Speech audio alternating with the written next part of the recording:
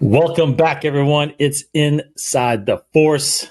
Dave Cottingham here with Casey Cooley. Hello. And Cody Geiler. Hey, how's it going? How's it going, gentlemen? It's good. Doing well. Doing well? Good. We got a lot to talk about going into this week and into the holiday week. Hope everybody has a great Thanksgiving coming up. We've got some Mandalorian to talk about, of course. The last episode directed by Carl Weathers. Just mentioning that because I thought he did a hell of a job. Got some news from the holiday special that's been released, Tales from the Galaxy's Edge that was released.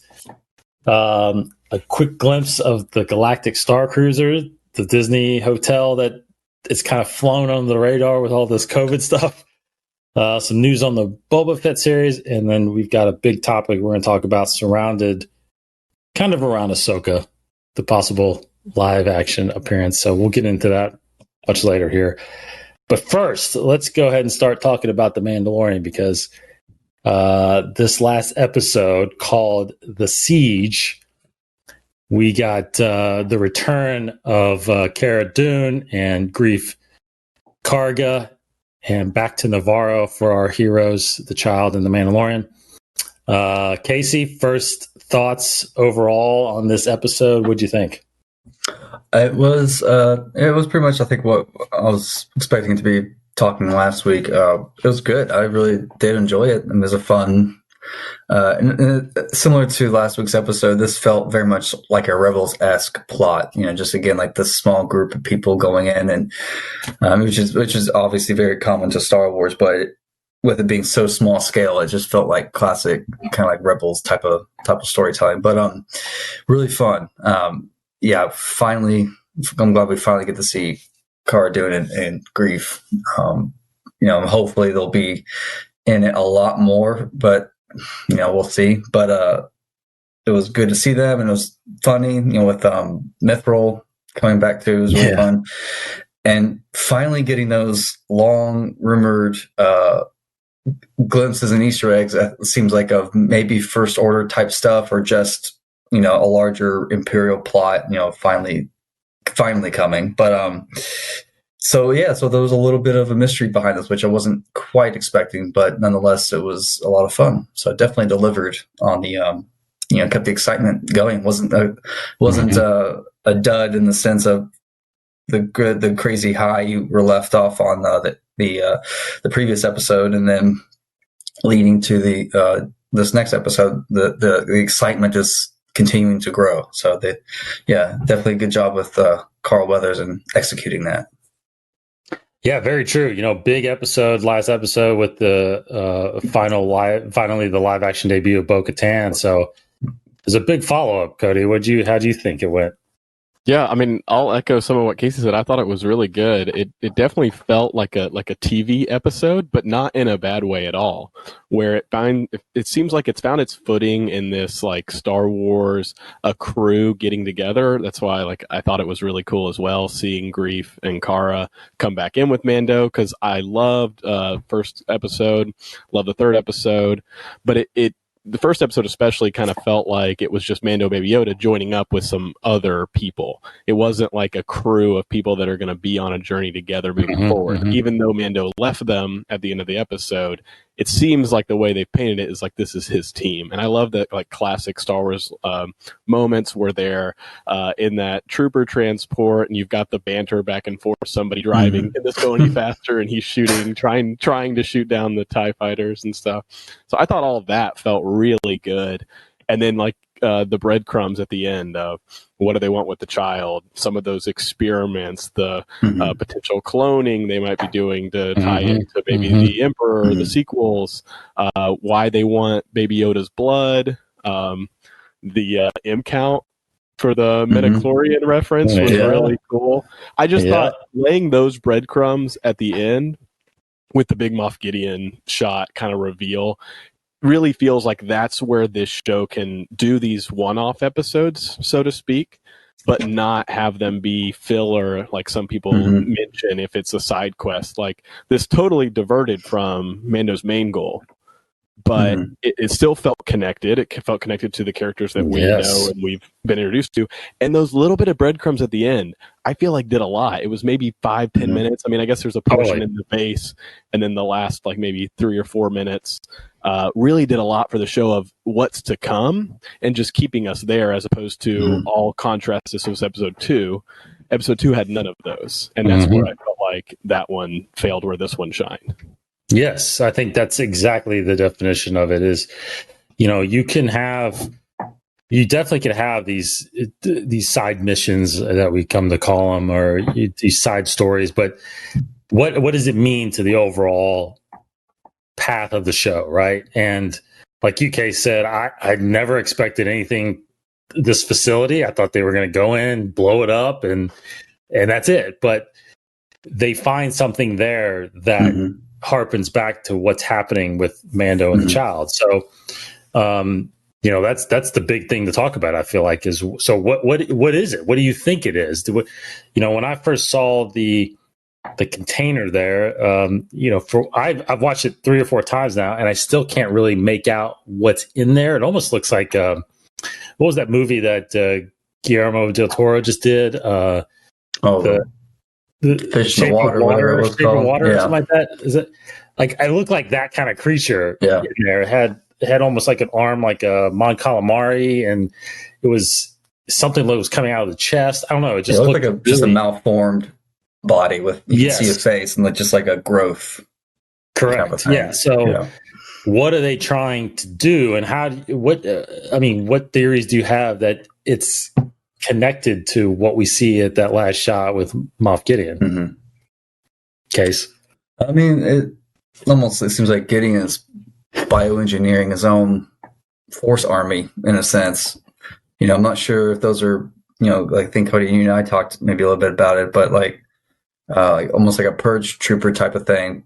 Because the armor, I mean, when I first saw it, I thought, well, a couple things, but I ended up thinking like they were pilots because they had like the box thing on the chest, but they're not quite looking like that. So, and then, so it could definitely be some sort of, I guess, a clone army or a clone squadron in a sense that has at least attempted to be force sensitive with this whole experiment that he's doing. But, I mean, it looks like he's succeeded in some fashion because he's moving forward with it. But so I guess that's just what it was in the tanks, or baking clones, I guess, the ones that haven't quite formed yet.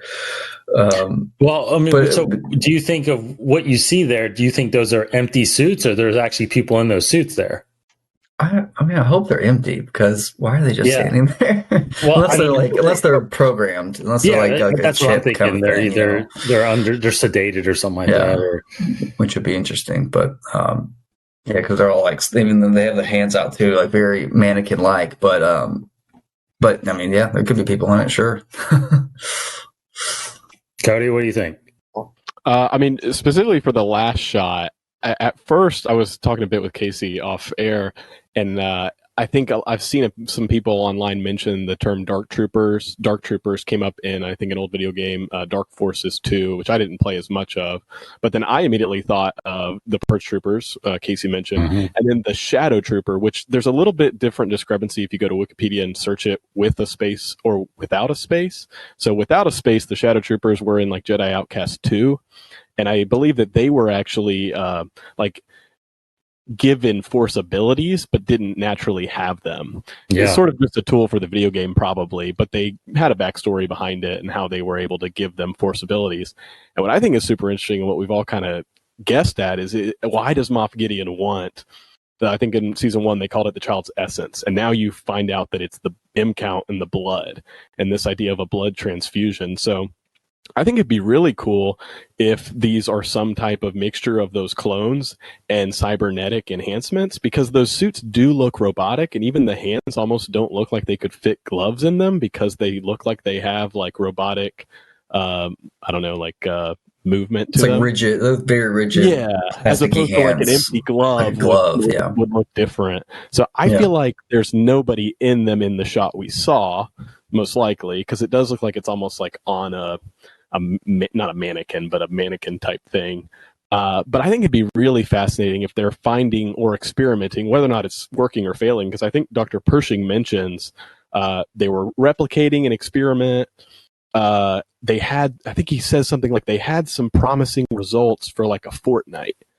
Yeah. And then they rejected the blood. I believe it's like that. I'm kind of paraphrasing his line, but I found that line to be super interesting because what if these troopers, while he might not be able to build a whole army yet, I mean, a fortnight, that's like 2 weeks of being able to be a potential clone or a person with force abilities. So it's almost like they could have these kamikaze-like soldiers before they reject the blood that actually can utilize some type of force ability, which would be really fascinating and pose a big threat to Mando and other allies.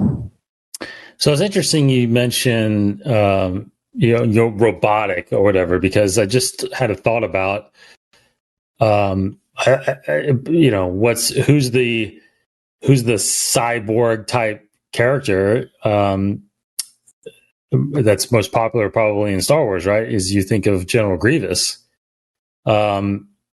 Is that something possibly they're doing? Is they're using almost sentient beings and giving them robotic limbs possibly, but then also injecting them with, midi-chlorians to try to give them force abilities.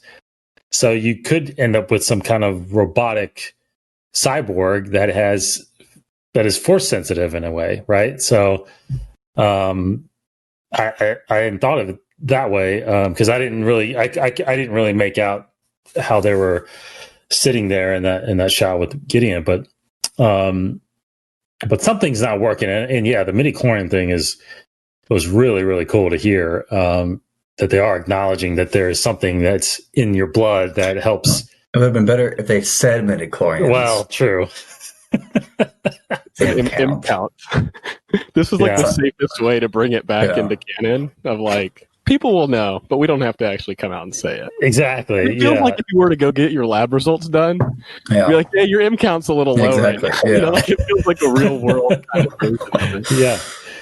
But I think they actually say white blood cells when they say your white blood cell count, right? So yeah, that's true. What you said, Dave, was really cool about Grievous, and it seems like they could almost kind of be an extension of what they gave Vader, right? I mean, of course, cybernetics have been around Star Wars, Luke's and all kinds of other characters, but Vader is almost that's exactly right. I don't know what percentage of his body is, the legs and arms and stuff, but he had some pretty well-working cybernetic enhancements. So they could just be an extension of that type of cybernetics because some of those clones looked like they had like deformities in their limbs. And one of them the head looked a lot like Snoke. We got to throw that out there. Yeah. Well, like I said, I couldn't really make it out that much, but actually the Vader thing makes more sense because it's closer to that timeline, right? And Gideon more than likely knew of Vader or had run-ins with Vader. And he's maybe, and again, the thing about it is, and I've thought about this since I've watched it, is is this Gideon's plan? Or is there somebody above him that's actually trying to make this happen? Is it Palpatine? Is it actually a sentinel of Palpatine? Because we know those existed right after Empire, or right after Return of the Jedi and into the Battle of Jakku, with the lead up into that with Operation Cinder and all that stuff. So, I mean, do you think this is his deal, or do you think it's actually bigger than Gideon? Well, I mean, there's a couple. I can think of different ways, because there was a line that one of those, I guess, Imperial said something about a new era, which makes you think of First Order, and they would only know that if they were.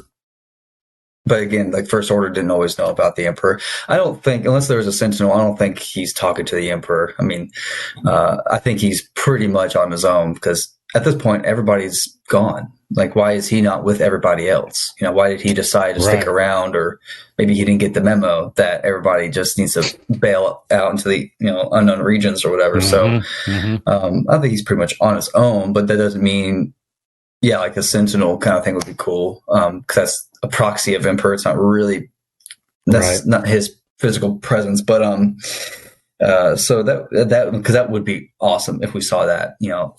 The Sentinel in live action would be, because they're around during this time. I mean, this is not too far from Aftermath. So just like 4 years out. Yeah, they could be still there. That'd be pretty cool. Because I think back to the last episode when you had I think it was the captain of the ship that was taking the ship that had all the guns on it down.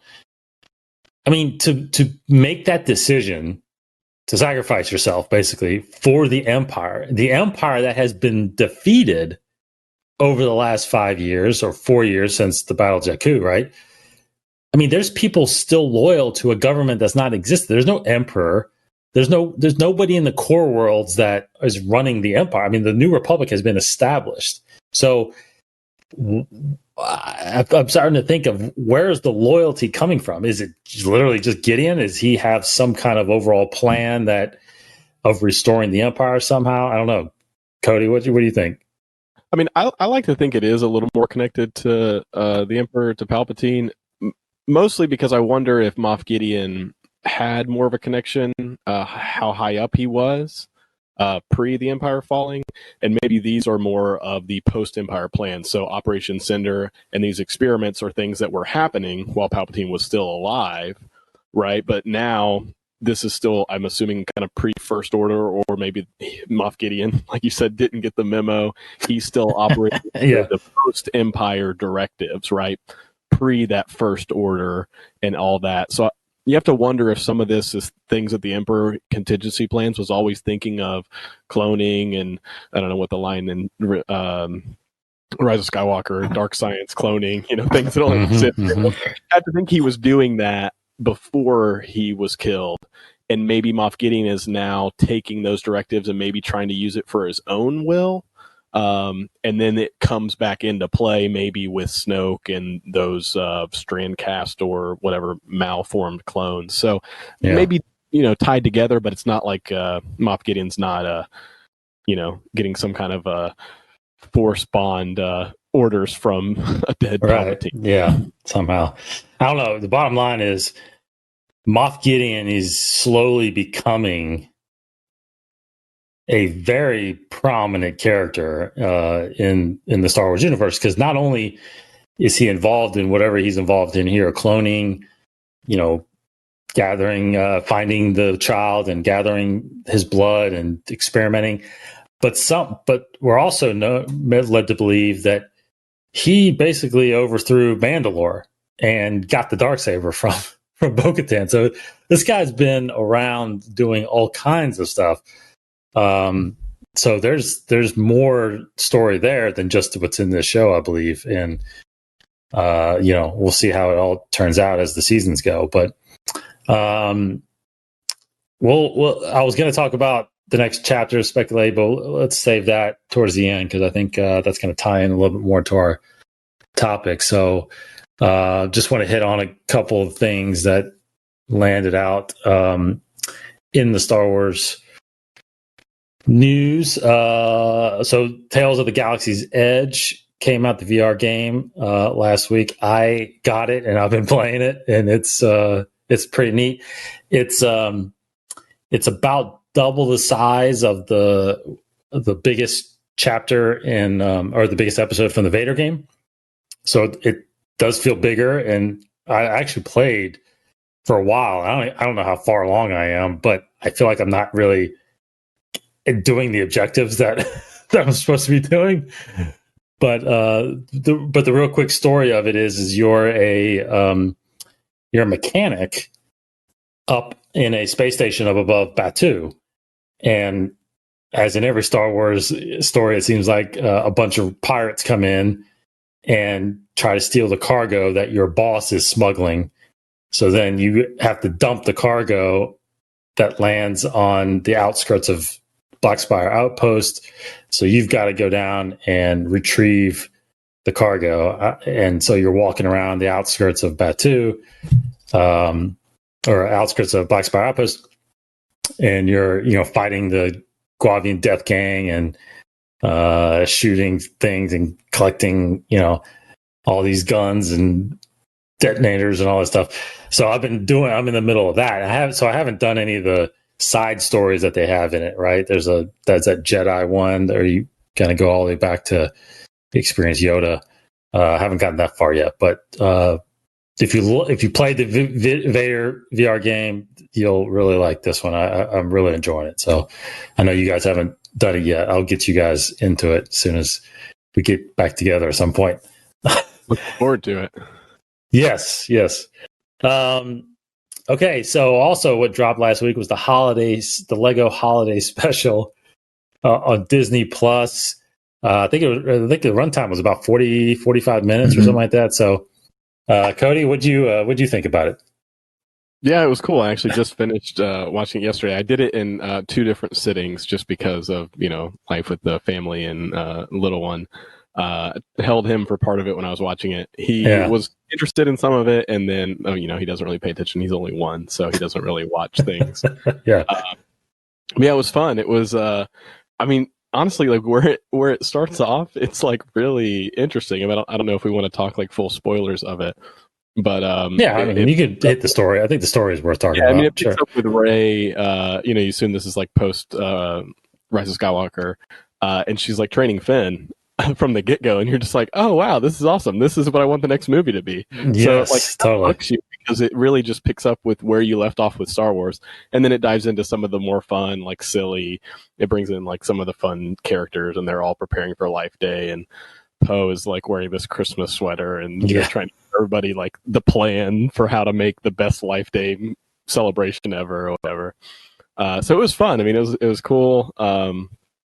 I felt like, it was short. I mean, relatively short. I think you said it was like 40 minutes. It felt like it was, only like 30 minutes. Yeah. So all of a sudden it was over. But I yeah, mean, it's cool. They obviously tied in like a whole time travel element, which has already been kind of teased, I think, in some of the trailers.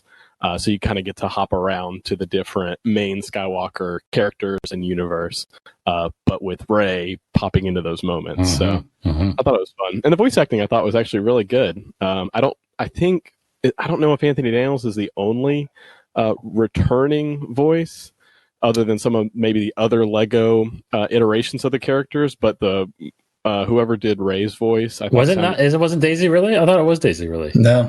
Oh, it wasn't. Oh my god, that sounded just like her. I recognize Poe not being the same one. Kelly Marie Tran was in it. She was. Okay. She was and Billy D. I think that's about Billy it. D. Yeah, you're right. Oh, okay. That's true. His voice is. It's but I think James Earl Taylor was in it. Yeah, all the Clone Wars guys. Yeah, Deep Alley Baker, I think, was there. Matt Lanter. Who does not the Frank Oz Yoda, but from the Clone Wars? Tom Kane, because he kind of does a lot of the narrating, and I thought he does. Yeah, so that was cool. Yep. It was a blast. I mean, it was fun, silly, a nice sort of like palate cleansing. The Mandalorian, you feel like you had to pay attention to all what's in the little tube. Yeah. More just to like let it wash over you, kind of enjoy the ride. Yeah. Case, did you end up finishing it, or I didn't get to finish it, but I've seen most of it, and I was definitely going to head on the voice acting. I thought it was it was an easy watch because they did such a good job. You really did. It did sound a lot like these characters, and so it was easy to believe into, even though it's Legos, but still as fans like us, we definitely end up watching it as the next installment in canon, but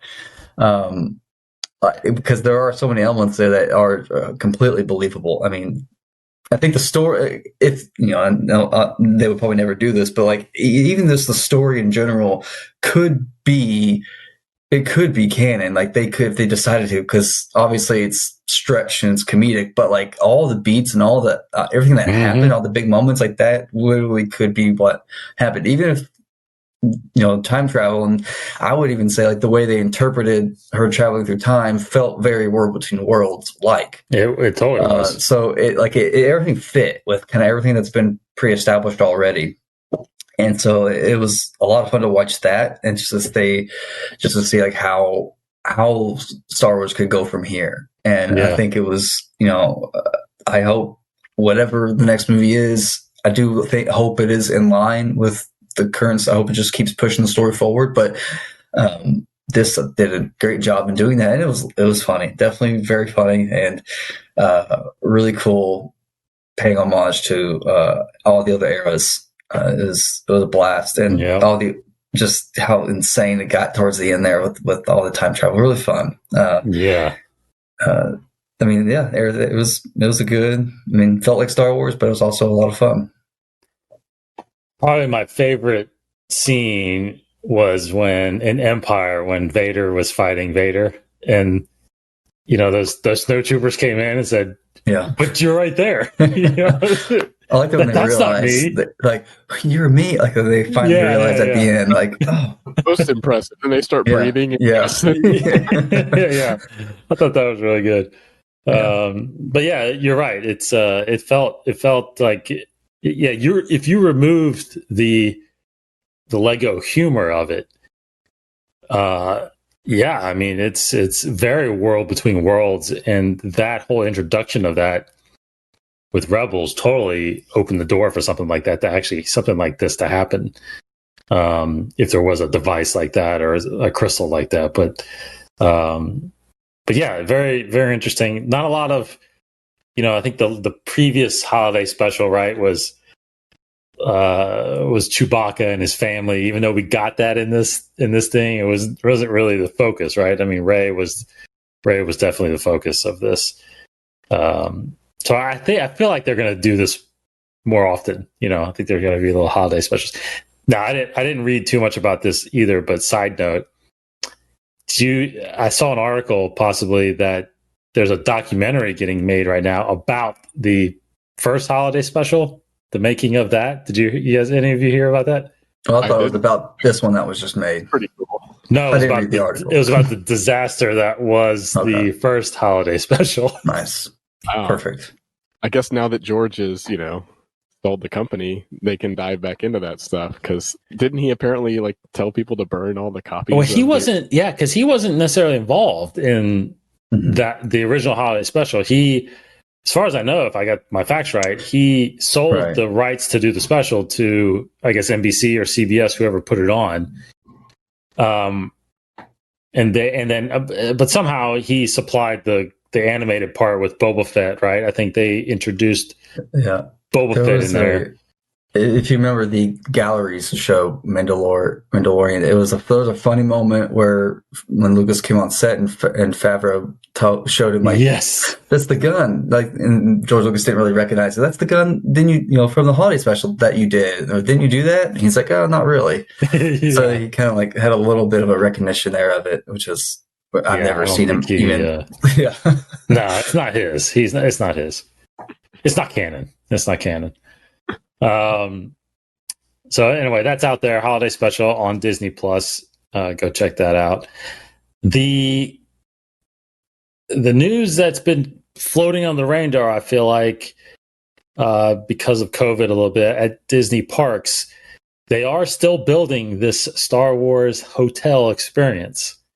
It's called the Galactic Starcruiser, and it's still on, at least what I'm reading, it's still on pace to debut in 2021 at some point. For those of you real quick that don't know what I'm talking about, it's a hotel at Disney parks just outside Hollywood Studios. And you go and you check in as if you're checking into a spaceport, and you are taken to a ship called the Halcyon. And that is where you stay, and it's a one experience, one-time experience. It's not like you could do this while you're staying at another Disney park. You can afterwards, but you're there for 2 days, 3 nights, or 3 days, 2 nights, and you walk around the ship. You go to the bridge. You can see where some of the mechanics are behind the scenes. There's a kitchen, and then you can actually take a pod down to the planet Batuu and visit Black Spire Outpost, right?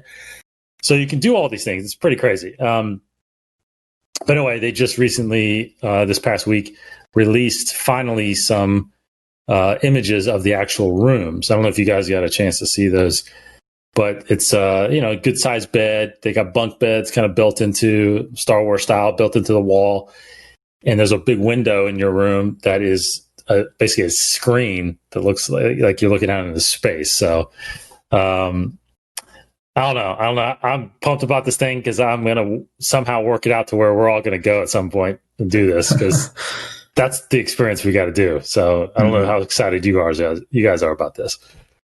Yeah, I'm pretty excited.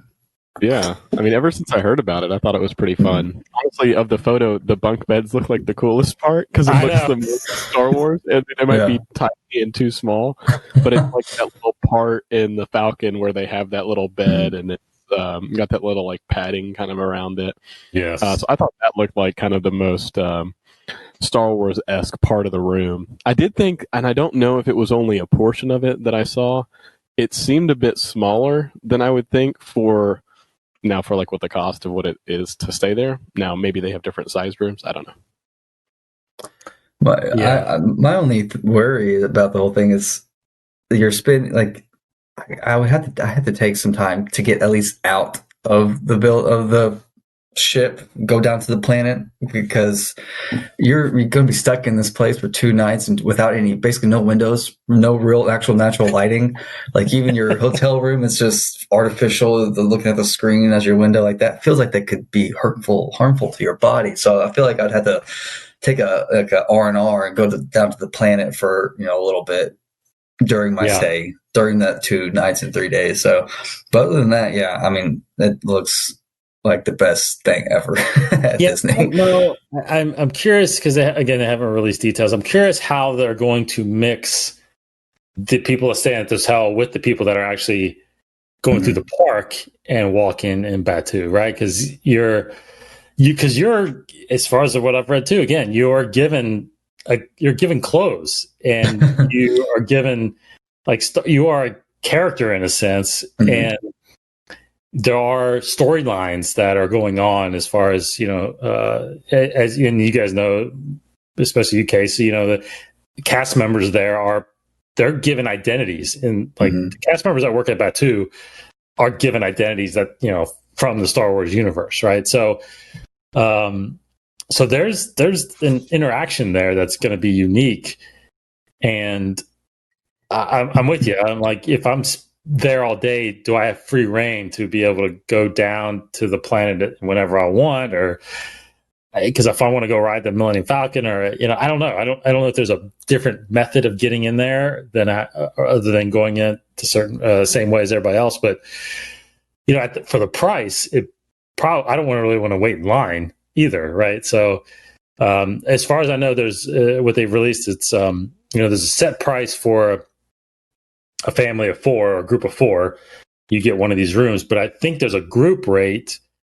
I think of 7 or 8 people, and you're put into a suite basically, and it's cheaper per person by doing that. So that's why I'm saying we need to get a group of people to go and do the group rate kind of thing, right? So that would be the trip to do. So we'll talk more about it. I'm interested in what the storyline you'd be given, because it's like, well, what if you're like, oh, you're a this, and you're like, oh, but I won't be a Jedi. Janitor, sanitation. Great. It's like, I want to go ride the Falcon today. No, you've got to stay in here. I don't think anybody's telling you what to do, but I think there's options to do stuff like that. So, but again, who knows? Very little details has been coming out. We haven't seen an actual images of the entire hotel yet at all either. So, just renderings, but more to come on that. I'm sure they've been still pacing, getting that done. So. Okay, real quick discussion, just thoughts on this. Some more details or rumors coming out about the possible Boba Fett series that's in development right now at Disney Plus. Apparently there's another casting. A gentleman named Jordan Bolger was cast in the series. Again, unknown what he's playing, but that makes 2 people that have been supposedly cast for this series, as well as Tamara Morrison playing the lead. Rumors again have been floating around that this does indeed take place shortly after Return of the Jedi, and definitely prior to where we've seen Tamara Morrison in The Mandalorian. So again, talking about seeing how he gets out, how he has been living on Tatooine this whole time and whatnot. So I guess the question is thoughts on that storyline. Is that what you kind of expected, or is that something else that you thought we were going to get out of it, Case? Well, not even quite sure. I didn't expect the Boba Fett show to begin with at that era, if anything, because anything that's like prequel based in the sense of if it's just, we know he'll survive. So that's the only thing. It takes the risk out of the entire show. Every single time they do that, it's like it just dramatically reduces the risk. But I mean, it'll be Boba Fett, so I'm sure it'll be cool. And Tamara Morrison's great. So, but that's really the only thing. It's like you want to know how he got out. And I think this could be done in a brief issue, a comic series, like a several issue comic series. So, I feel like you're wasting resources and putting it on a television. So unless they put a current timeline. So, I mean, I'll watch it. I'll be excited, but it's not what I would do. What would you do, Cody? I would probably prefer it to move forward instead of going back. Now I can see. I mean, again, we don't know Boba Fett's involvement with the Mandalorian yet, other than that one shot. So maybe there'll be an episode to come this season or late at the end of the season that'll kind of tee this up in a way. But it seems like there's obviously backstory, right? How did he survive? What's he been up to? Why has he been on Tatooine for however many 5-ish years? 5 years, yeah. Why didn't he get his armor back? So if this is like a one-off mini-series to just basically serve as like an extended flashback, then I'm like, okay, great, I'll watch it. Like, it seems interesting enough, right? But if it's an interesting character, I don't think I want to watch him for 3+ seasons be a main character, because it does seem like they've already teamed him up in The Mandalorian to probably be a side character or an antagonist of some sort. And I feel like that's where he probably belongs. But yeah, I mean, if it's a prequel or a flashback, I feel like they're doing a bit of disservice to just the overall like storyline they could be telling on Disney Plus of like continuing to move it forward. Mm-hmm. Yeah, I mean, we don't know either, because it could pick up where we saw him last in The Mandalorian, and then there's just flashbacks that explain how he gets out, or what he's been doing leading up to. In fact, I think actually what would be really neat is if you just adapted the Arrow model, right? You have like a current timeline and then some flashbacks that kind of hint at what's going on in the current timeline and stuff like that. So, I'm with you. I mean, it's funny because I don't want to say this fully, but now that I know he's alive, I don't know if I need to know how he gets out of the Sarlacc, because I already know he's alive, right? Like, if I just saw him get out of the Sarlacc and then he's alive, it's like, yes, let's see more. But now it's like, obviously he gets out. How he gets out, do I need to know that? Probably not. But the fact that I know he's alive now, I think I like that, Cody. Let's see where it goes now. What's he trying to do now? So anyway, the total rumors right now, who knows if it's actually going to happen, but it seems like with Tamara Morrison around now, it looks like we're going to get something. Probably, my guess is probably some limited series. But I guess your thoughts still, do you actually think, Cody, that he's actually going to come back in The Mandalorian?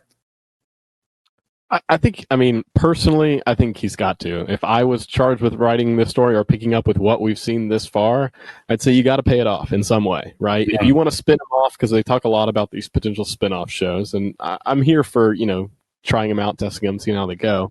But I feel like he was introduced in the premiere of season 2 of The Mandalorian.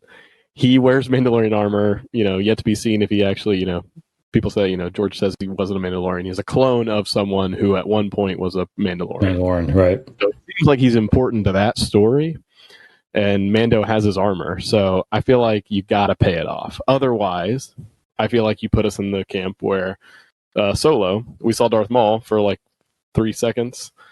It was cool. Maybe they had plans for the sequel, but now I'm like, what was the point? I didn't need that.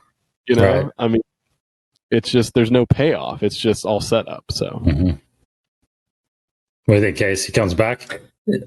I definitely think he should. I don't know where in the world he fit into it all, but I can't imagine he stayed on Tatooine for that long.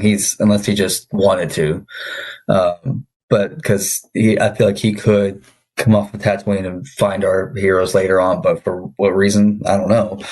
But yeah, because right now they've teased him for 2 seasons. Like the amount of screen time he's had is probably maybe less than 2 minutes. So. It's just, so far it's still a waste of time because there's no hint of how he could come back into the show yet. So as of now, it still feels like a waste of time. But because the stories don't align just yet. They seem too far off from each other. So I have no idea how he'll come back in. You think it would be incorporated with Jedi for some reason because of Boba Fett's history with Jedi, but that's kind of a shot in the dark at this point. Right.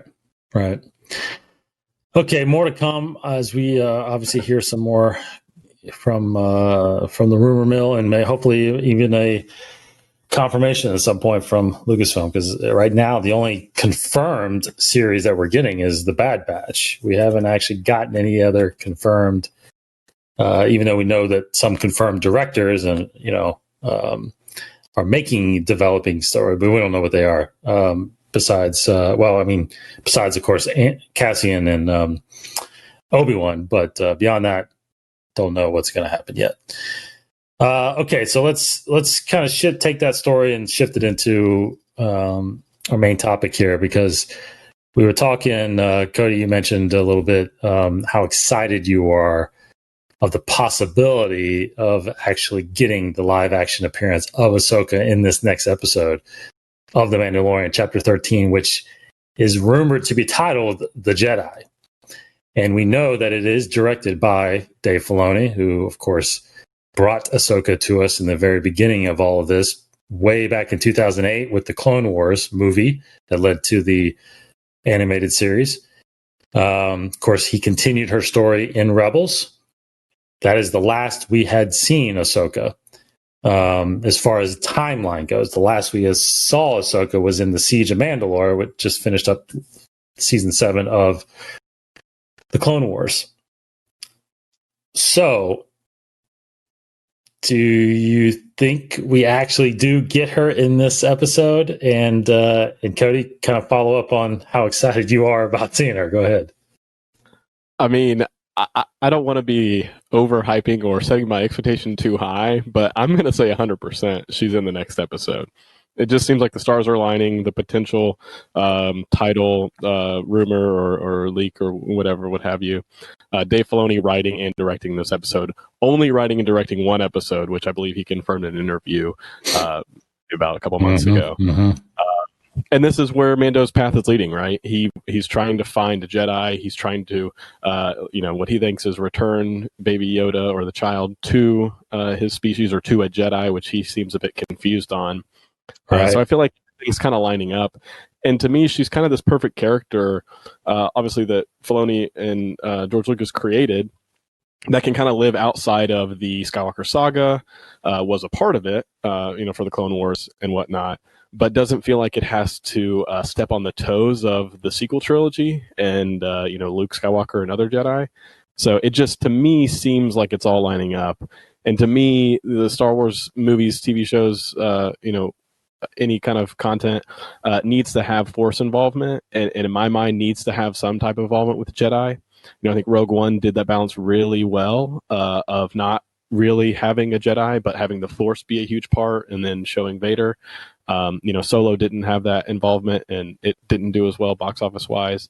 And the Mandalorian, seemingly we didn't think was going to, and in episode 2, you find out that this Baby Yoda can use the Force. So I just feel like the Force and the Jedi are so integral to Star Wars content. Mm-hmm. So that's why Ahsoka is just perfect for this. So, that kind of leads into my topic case a little bit is, if indeed Ahsoka does show up, and I think we're all in agreement that if she is going to show up, it's got to be Filoni's episode. So I think I'm with you. I think it's 100% that she will show up.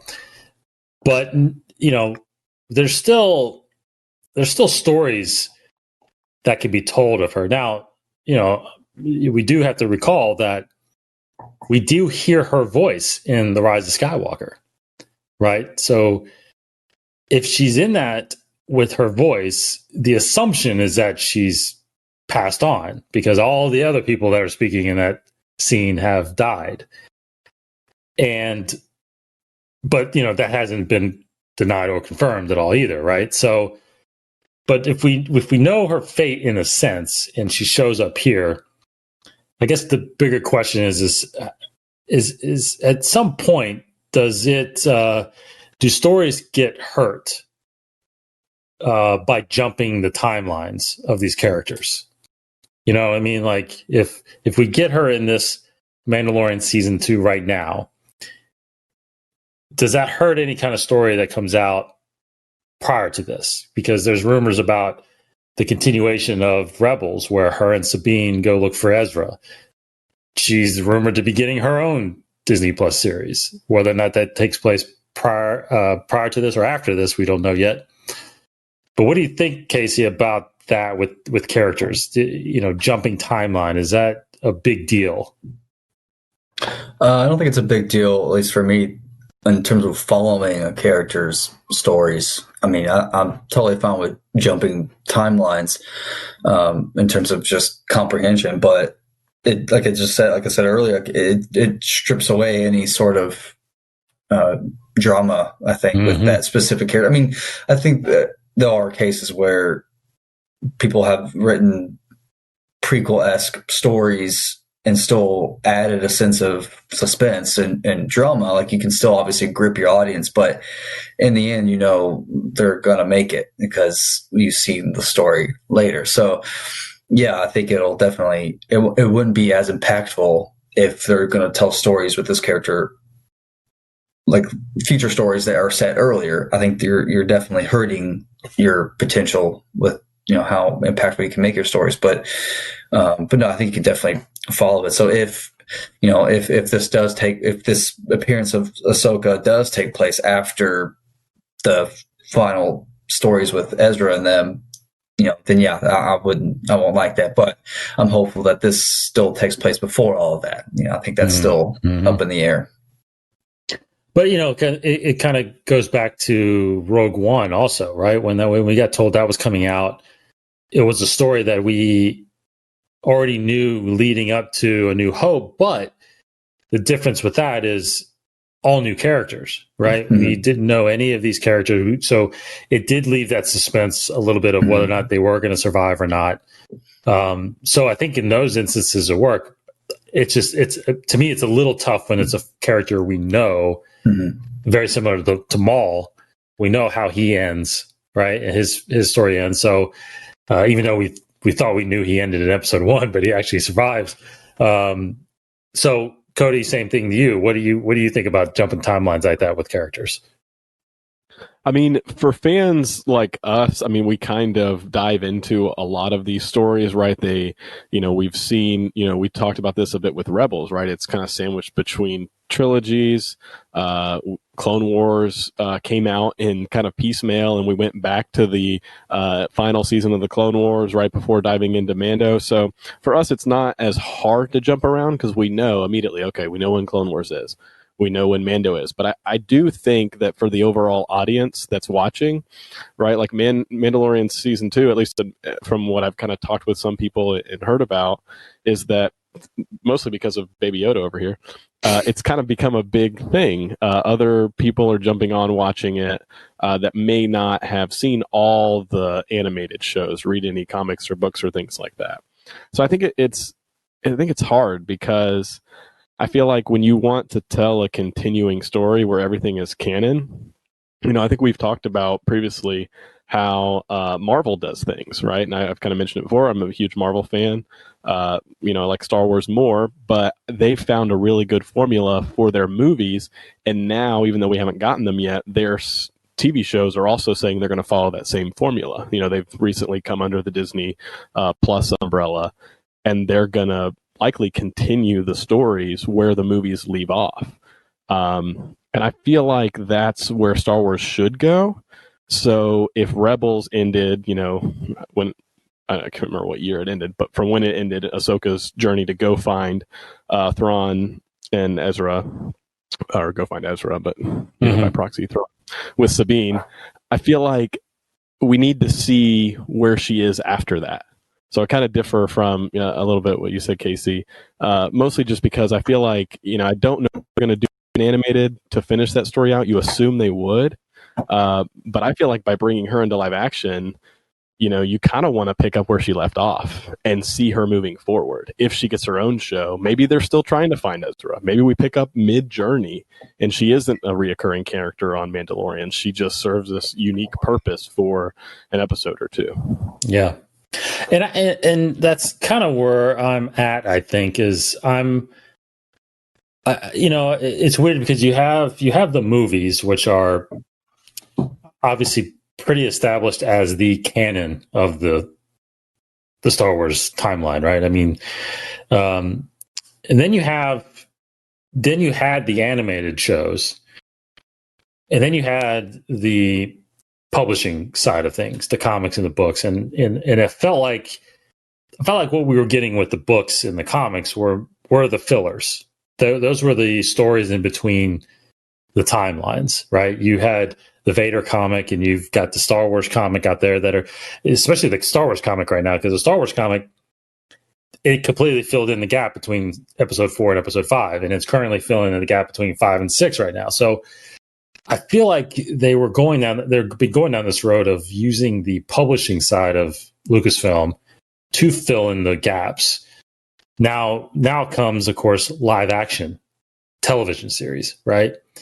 And that sounds like it's becoming almost as important as the films, right? Because, I mean, we don't know when we're getting the next film. I think we're getting one in December 2022, maybe, but who knows how often and how many, what era that's going to be in. It could be completely outside of the Skywalker saga, which I think, in my sense, might be the way to go. But I think I'm with you. I think I like the idea of using the films to, or even honestly the series, the Disney Plus series, in a sense, almost to just push the timeline forward. Let's go forward and use the publishing side to possibly fill in those gaps, if there's gaps to be filled. For example, because I want to throw the question out is, for example, like right now, would you want to see a Disney Plus series of a young Ben Solo? Knowing what he's going to become and knowing how his fate ends, does that even interest you at all? Cody? This is hard because I think you're kind of pulling at my opposite. I'm conflicted like Ben. I feel light, but no, I mean, I think Ben's a great character. I want to see more of him. I don't think I'd want to see it in live action. I mean, I don't know. Now I feel like a hypocrite because I'm a huge Ben Solo fan. But I feel like because of what I said, that's the dilemma we're in, right? I feel like because of what I said is true. I do want to see stories move forward. I think maybe kind of where you're getting at too is, I feel like the animated shows could fill that in. And because of, where Mark Hamill and how old he is and how I feel like he would be a large part of that story, that would be great in animated. Because I think you could maybe have Mark Hamill voice him, try to voice him a bit younger, get a whole new voice actor for young Ben Solo. You don't need Adam Driver for that. And then I think it's easier, right? I think you cast a young Ben, maybe the kid from Stranger Things has been tossed out as like people's fan cast. And he looks like him. It'd be fun. But at the end of the day, it's just like, I think kind of what you said is like, where's it going? Right. Right. We all want to see Luke again in his prime. And that feels like very animated, right? They can go on these crazy adventures. They can get attacked by all these beasts and interesting Star Wars creatures. And it can just be fun. Whereas in live action, I feel like the story has got to have a little more weight and more grounded because, you have to cast these characters and make prosthetics for creatures and, add visual effects. And I think it makes it harder to tell those type of stories that are in between.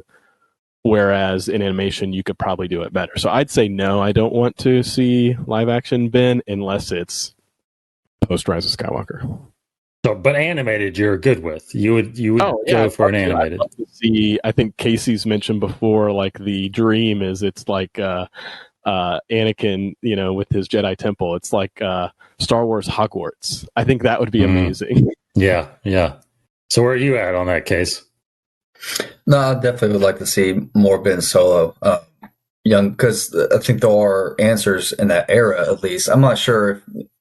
I think it would be a show where Ben's not the only main character. I think obviously it's about Luke and it's about Ben and it's just about the state of the galaxy as a whole. I think it's an ensemble, thing with all. But again, I think Cody's right with the animation. I think you can only pull this off with animation to have all these legacy characters, in their prime. I think animation is the best way to do that, because that was the talks I feel like we had a long time ago. It was like that would have been Filoni's, I feel like, dream third animated series would have been in the legacy characters sequel era, but in this 30-year period where at the time we didn't really know what was going on, but we were, I feel like, speculating like, oh, Luke trying to build the temple, but really it feels like now it would be a series of Luke and Ben traveling where Leia's trying to rebuild and Han is, struggling with all his stuff. So, with his,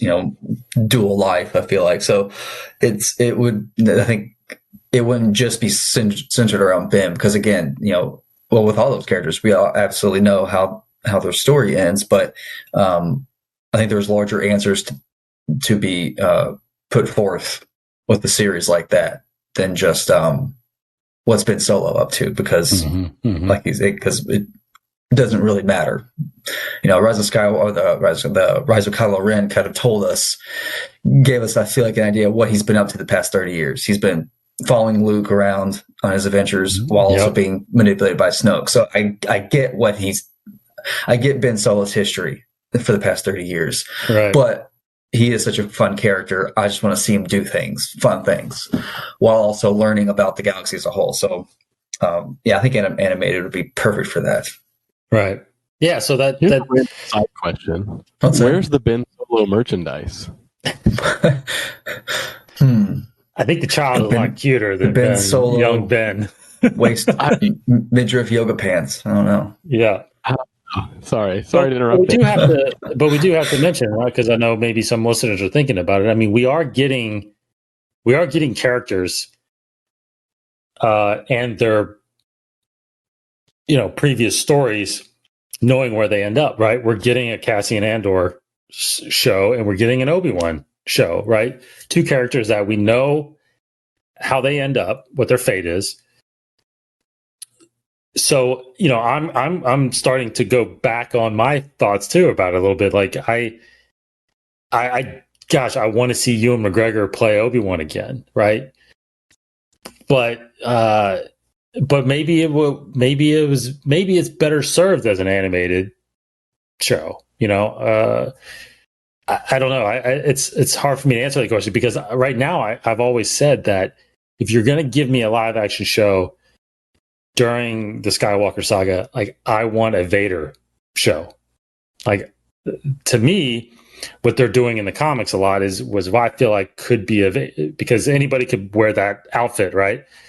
And there's so much that he's doing in order to hunt down the Jedi and do all that. But again, at some point, where is that going? Because again, we've seen him at least I have, in his VR game, Vader Immortal, which really ties into his castle and the fact that he's still trying to find a way to get Padme back. So there's depth there with him that you're learning new things about him. But at some point, I don't know. At some point, it's all there in a sense, right? The story of Vader is all there. Is the story of Obi-Wan out there already? Is Cassian's story, even though we've only seen him in one movie, is it there? So I don't know. Part of me feels like what I feel like worked with Rogue One mostly is that it was new characters. So if you're going to do stories within that 30-year gap between 6 and 7, is it new characters that they should be focusing on? Because those are the characters that we know nothing about. For example, we in the novels we know about her, a Ray Sloan, right?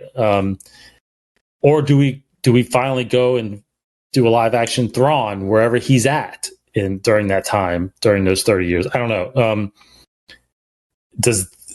So I don't know what my question is necessarily there, but to me, I'm starting to talk through a little bit that I feel like I'm starting to want more stories with newer characters in order to plug in those gaps. I mean, we're getting that with The Mandalorian. I think that's why it's being so successful. You're sprinkling in Boba Fett and you're going to sprinkle in Ahsoka, but we've got new characters in this story, right? The child and Grief and Kara and Gideon.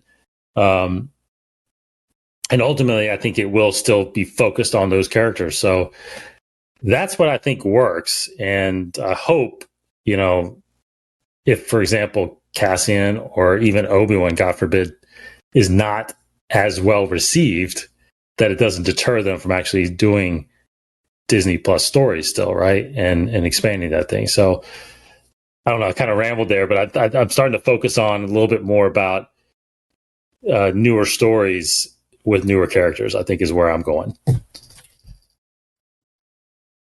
Yeah, I mean, I think I feel like where we were teased that Rian Johnson was going to make a trilogy of all new characters and a whole new portion of the timeline sounded really interesting, right? Somewhere that we can go post Skywalker Saga still seems very appealing, whether it's movie, whether it's Disney Plus. I feel like with Disney Plus, what they're trying with it, I want them to continue is taking risks, because I feel like for whatever reason, box office numbers, budget, they can't take as many risks now, or seemingly won't take as many risks, or so we've been told with the movies. Basically after Solo, I feel like because of the issues it had box office numbers wise, right? I thought Solo was a lot of fun. I thought it was good, but you turn that into a Disney Plus just feature or Disney Plus show, and I think the whole narrative around Solo is completely different. Expectations maybe somewhat lowered. Maybe that's where we're at with Mandalorian. Why it's so fun. You can have an episode like episode 2 of season 2 and be like, yeah, I didn't love it, but I'm still here for it. I'm still watching it. Yeah. I'm not going to go online and, cry about how they ruined my childhood or anything like that. I feel like with the movies, we've got to that level of discourse, right? For whatever reason. And maybe because a lot of money and 30 years of people's expectations were there. So I think you bring up a really good point. I really want to see this Kenobi show. He's a really great character from the prequels. Ewan McGregor is great. But I think that where they need to go eventually, and where they maybe tried to get with the end of Rise of Skywalker, is distancing our nostalgic characters. Yeah. And reaching into a whole new... I would love them to find a pocket of the timeline and stay there with those characters and go forward. And maybe they could do multiple pockets. Which could be the High Republic. It could be what the High Republic is. Totally. Yeah. So even, not saying that it has to be post Rise of Skywalker. We could go back to before Republic and go Old Republic. And I would enjoy that. I think just finding a group of characters, core characters, and some cameo ones, and just stay there, because I think we've talked about, and it's a bit of a weird take on it, but, if they do anything post Solo, you've got Han Solo, Chewbacca, Jabba the Hutt, Darth Maul, potentially Kenobi, all around Tatooine all in the same time. Now, so what we've heard is Kenobi probably never ran in with Han and Chewie and whatnot before A New Hope. But, there's always, from a certain point of view, ways around it. And then you've got Maul and Kenobi's stories already kind of played out in animation. But I feel like you got characters like that. If somebody like Kevin Feige saw those characters to play with in a sandbox, he'd be like, yeah, throw them all in. Yeah. That's what people would be interested in, Were you about to almost say something, saying Case? Yeah. if you have to do a show with that's like in that set in a prequel type of story or era, again, your sense of danger with that character is completely gone. Like even with Obi-Wan, I mean, it's going to be great to see him, but Right. there's a sense. So you have to replace that with answering some other larger question, kind of like again, what I was saying about with Ben Solo in that era. It's like there's a couple just bigger questions you need to probably answer, or at least show us something that we haven't seen before.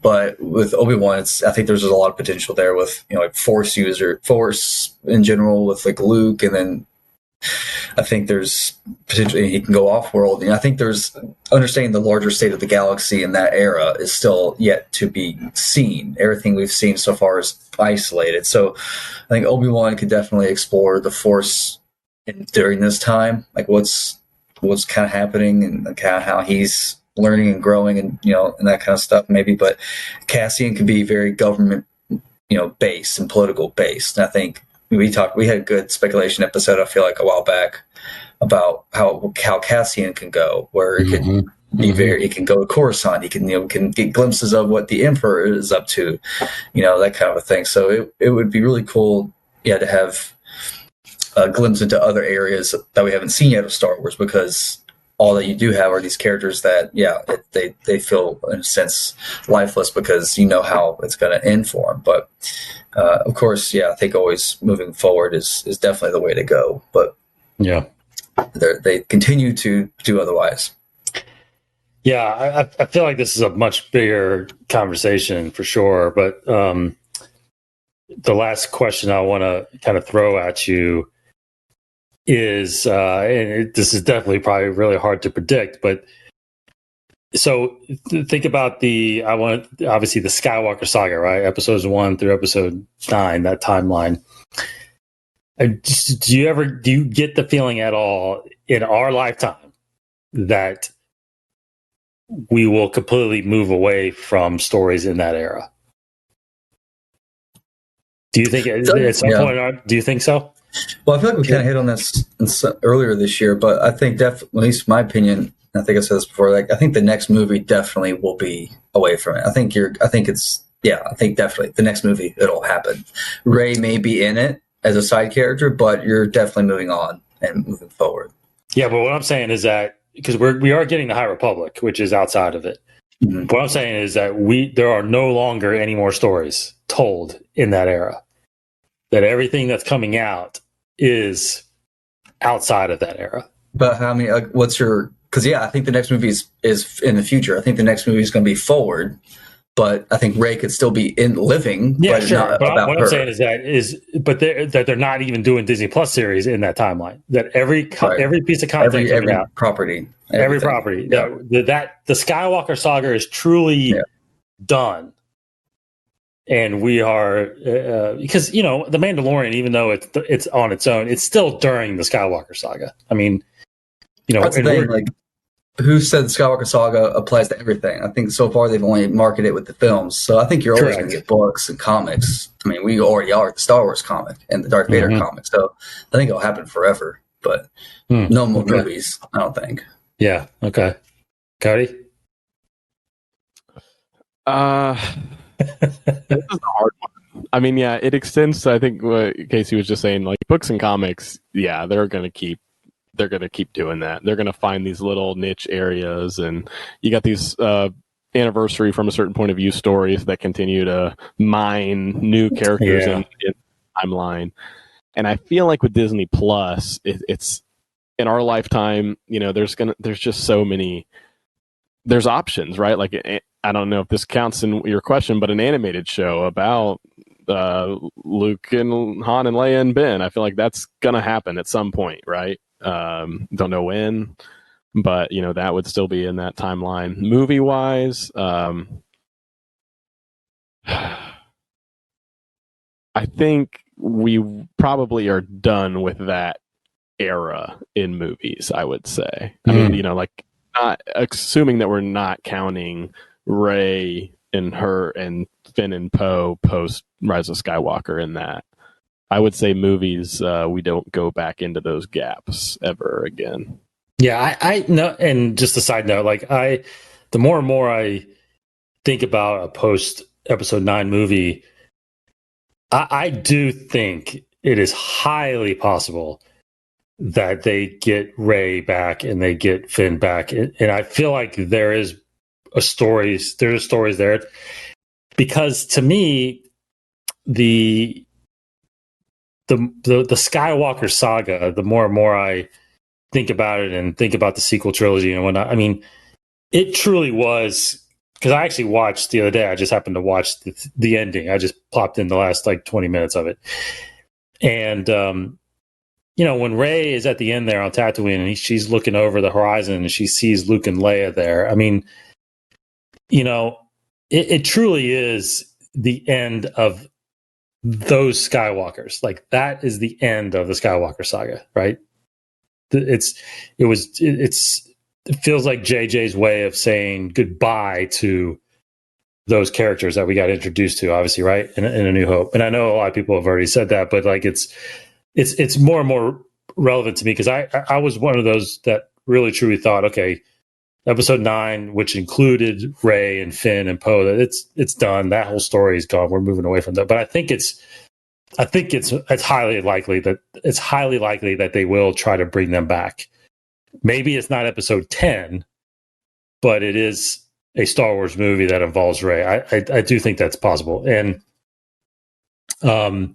so the Skywalker saga being about, Luke and Leia, and no more movies or stories involving their legacy, unless it's possibly, like we had talked about, maybe books and comics and stuff like that. But I actually think it's possible. And I think so much depends on the success of the High Republic, on if they focus heavily on an era that's outside of the Skywalker timeline.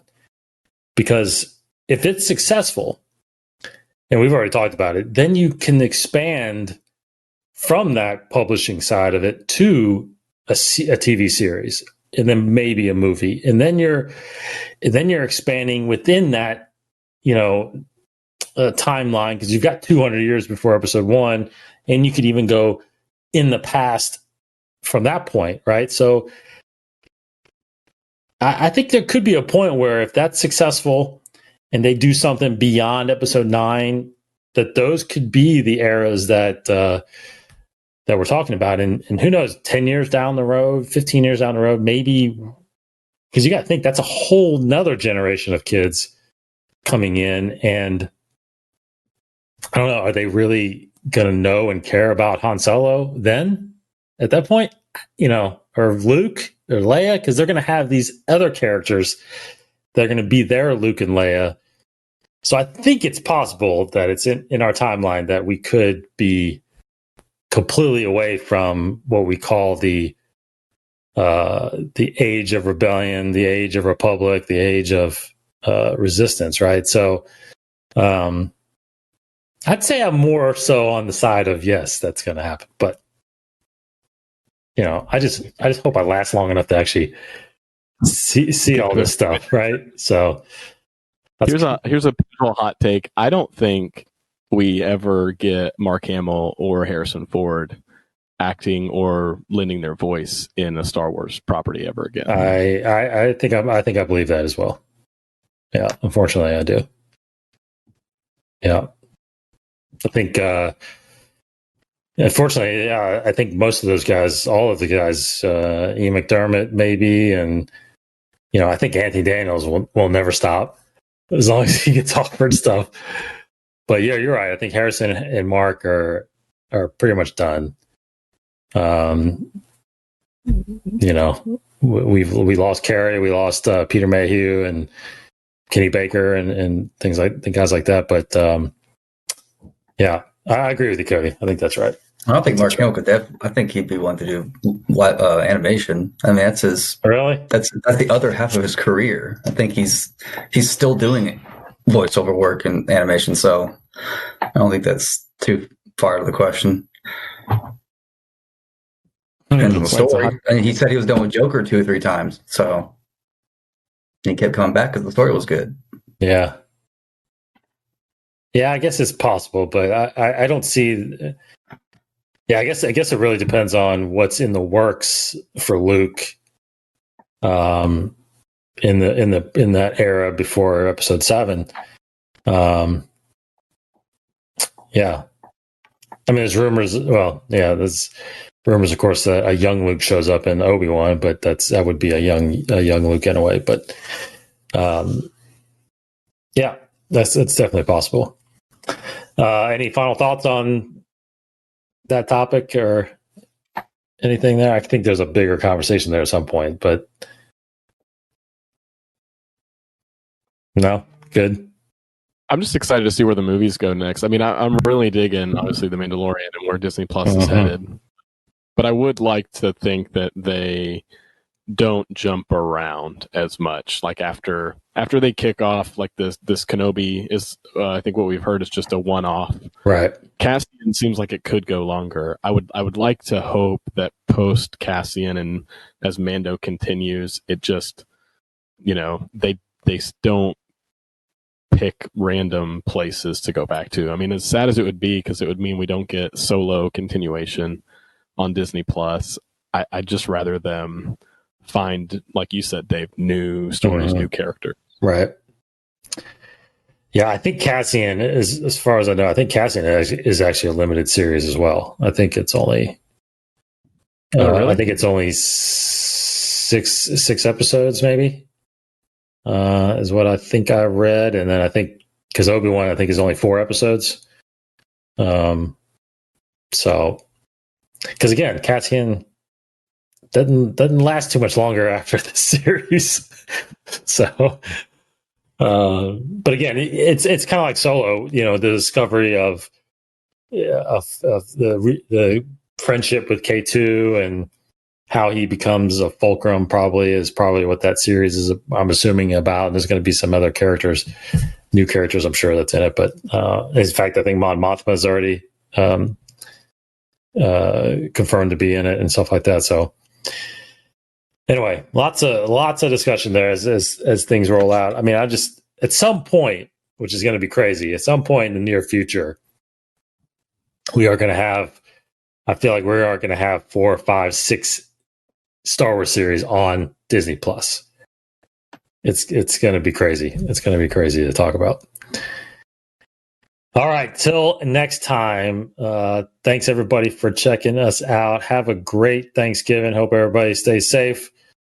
Chapter 13 will be out still this Friday, and we will be back here next week to talk about it, because it's going to be a crazy episode. I feel like if everything comes, like Casey keeps saying, if everything's true, then it's gonna be crazy. So thanks, guys. For Casey Cooley, see you later.